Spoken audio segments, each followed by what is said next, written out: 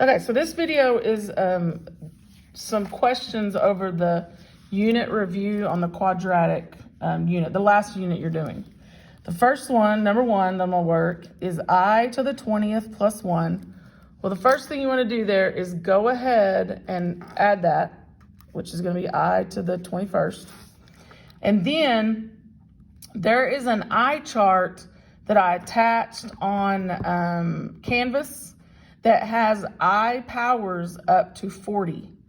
And if you look at that chart, you can easily get 21. You can also do things like break it apart to get different ones maybe that you know.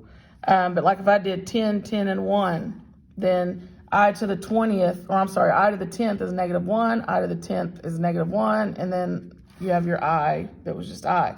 So then -1 times -1, positive, and then positive I. So that's what I to the 21st equals. Now, if you didn't catch this in all your lessons, we get I, our imaginary number, from the fact that we have a negative radical. So somewhere there was a negative square root. We can't take the square root of negative numbers, so we turn those to I, to imaginary numbers. So that's where we get that. So if you have any more problems where you have, and the next one I'm going to do, which is number 2, we're going to have the same thing.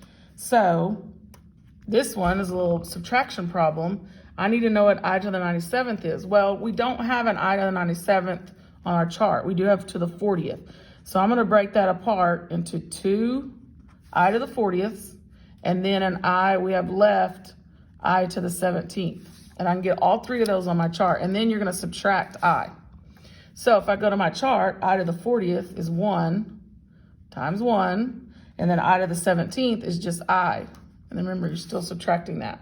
So then it's 1 times 1 times I. So then it ends up being I minus I, which is nothing, 0. Okay, I'm going to stop here. This is numbers 1 and 2, and I'm going to do another video for number 5 because that one will take a minute.